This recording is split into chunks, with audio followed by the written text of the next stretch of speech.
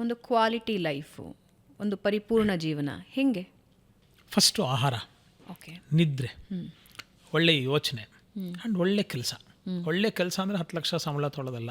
ಮಾಡೋವಂಥ ಯಾವುದೇ ಕೃಷಿ ಆಗಿರ್ಬೋದು, ಕಾರ್ಮಿಕ ಆಗಿರ್ಬೋದು, ಮೇಷ್ಟ್ರ್ ಆಗಿರ್ಬೋದು, ಡಾಕ್ಟ್ರ್ ಆಗಿರ್ಬೋದು, ಮಾಧ್ಯಮದವರಾಗಿರ್ಬೋದು, ನಾವೆಲ್ಲರೂ ಇವತ್ತು ಪ್ರಜ್ಞಾಪರಾಧದಲ್ಲಿದ್ದೀವಿ. ಪ್ರಜ್ಞಾಪರಾಧ ಅಂದರೆ ಗೊತ್ತಿದ್ದು ಮಾಡ್ತಕ್ಕಂಥ ತಪ್ಪುಗಳು. ಪ್ರಜ್ಞೆಯುಕ್ತ ಅಪರಾಧ ಪ್ರಜ್ಞಾಪರಾಧ.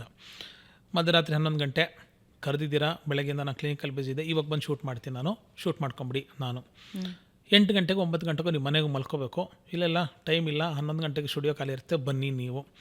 ಕರ್ಕೊಂಬರೋಕ್ಕೆ ಕ್ಯಾಬನು ಪಾಪ ಮಧ್ಯರಾತ್ರಿ, ಅದಕ್ಕೆ ನಮ್ಮ ಕಾವಲು ಕಾಯೋಕ್ಕೆ ಒಬ್ಬ ಪೊಲೀಸು.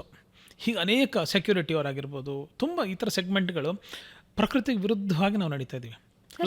ಲೌಕಿಕವಾಗಿ ಹೇಳೋದಾದರೆ ನಾವೆಲ್ಲ ಹೆಂಗೆ ಜೀವನ ನಡೆಸ್ತಾ ಇದ್ವಿ ವರ್ಷಗಳ ಹಿಂದೆ. ಸೂರ್ಯೋದಯ ಆಯಿತು, ಸೂರ್ಯ ಹುಟ್ಟತಾನೆ, ಅಲ್ಲೇ ಇರ್ತಾನೆ, ಅದು ಬೇರೆ ವಿಚಾರ. ಸೂರ್ಯ ಹುಟ್ಟದ ನಾವು ಕೆಲಸ ಮಾಡೋಕ್ಕಾಗ್ತೀವಿ. ಸೂರ್ಯ ಮುಳುಗ್ದ ಅಂದರೆ that's a time to rest. ಸಾಲ ಮಾಡಿದ್ರೆ ತುಪ್ಪ ತಿನ್ನು ಅಂತ ನಮ್ಮ ಫಿಲಾಸಫಿ ಇತ್ತು. ನಮ್ಮ ತಾತ ನಿಮ್ಮ ತಾತ ತುಂಬ ಶ್ರೀಮಂತರನ್ನು ಆಗಿದ್ದರು ಅಂತಲ್ಲ, ಲ್ಯಾಂಡ್ ಲಾರ್ಡ್ಸ್ ಆಗಿದ್ದರು, ತುಂಬ ಶ್ರೀಮಂತರೇ ಆಗಿದ್ರು ಅಂತಲ್ಲ. ಅವರು ಕ್ವಾಲಿಟಿ ಆಫ್ ಲೈಫ್ಗೂ ನಮ್ಮ ಕ್ವಾಲಿಟಿ ಆಫ್ ಲೈಫ್, ಅವ್ರ ಹತ್ರ 10 ರೂಪಾಯಿ ಇರ್ಬೋದು, ನಮ್ಮ ಹತ್ರ 10 ಲಕ್ಷ ಇರ್ಬೋದು.